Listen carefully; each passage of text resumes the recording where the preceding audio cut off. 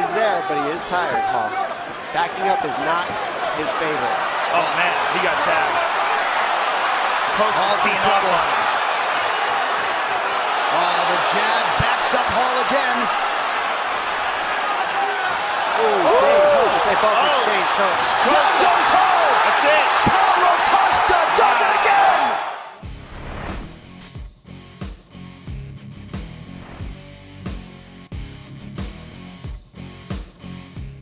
Most people probably remember Paulo Costa as the guy who drank wine and then lost to Israel Adesanya at UFC 253. But before this loss, Costa was undefeated and was taking the UFC by storm. Costa's reign of terror started at his UFC debut at UFC Fight Night, where he went up against Gareth McLellan. When he has McLellan on the offense here, watch, he's not crowding. He's got a 4-inch reach advantage, he's maximizing it now.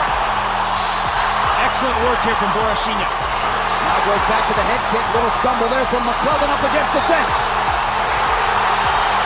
What a pace being set in the early going by Borrachinha.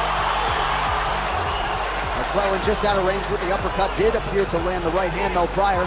Big mistake not getting his back off the fence. He's got to get away from the fence where he's crowded there. There's nowhere to retreat from these body kicks and these long right hands. Oh, I think McLellan's hurt here. Down goes McLellan. Paulo Costa lighting up the masses in Fortaleza. This fight put UFC fans on notice. Costa's huge strikes and huge power quickly made him a fighter fans were eager to see. In his next fight, Costa had to prove he wasn't just hype. At UFC 212, Costa would face Oluwale Bamgbose. These two previously had a tense weigh-in, so tensions were high, and we were all eager to see who would win the rivalry. Some strong matchmaking here. You knew when you saw this fight on paper it was going to play out this way, and maybe a second win here for Bamgbose early round two. Excellent combination of body shot there. Borrachinha trying to finish Bamgbose here. Oh, these are heavy.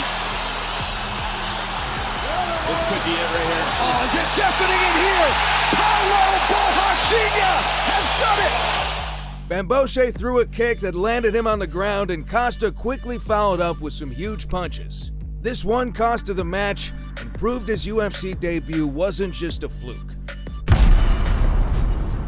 Costa was on a roll and he wasn't about to stop anytime soon. At UFC 217, Costa went against Johnny Hendricks in his third UFC matchup. Pro fight, Johnny Hendricks, of course, has gone the 25-minute championship distance several times in the UFC. Oh, he's flipping the right hand.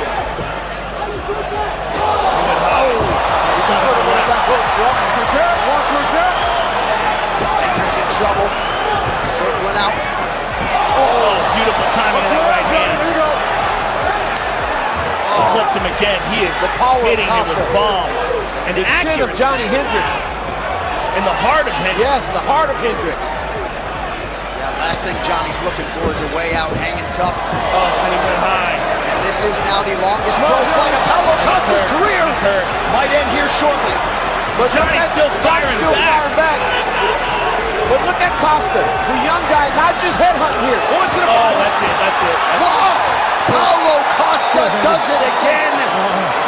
After some of his famous showboating, Costa landed huge hooks and uppercuts that rendered Hendricks useless. This won Costa his third UFC bout and pushed him closer as a top contender in the UFC middleweight division. Finally, in his fourth UFC fight, Costa would face fan-favorite fighter and spinning kick knockout legend Uriah Hall.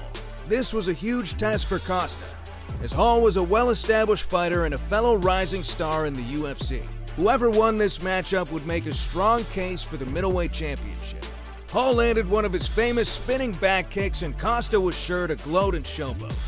But by round two, Costa landed some huge blows that put Hall on the ground and secured Costa yet another victory. He's there, but he is tired, Paul. Backing up is not his favorite. Oh, man, he got tagged. Costa's teeing up on him. Oh, the jab backs up Hall again. They both exchanged hooks. Down goes Hall. That's it. Paulo Costa does it again. Wow. Brazil's got a middleweight contender, Paulo Costa. Dusts Uriah Hall here tonight. Now that there was no doubt Paulo Costa was a force to be reckoned with, he would face UFC legend and fan-favorite fighter Yoel Romero.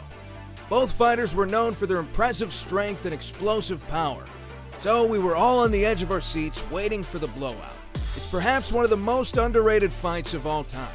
Both these men landed huge blows and loved to fight in the pocket. This made the fight constant with high energy and amazing strikes.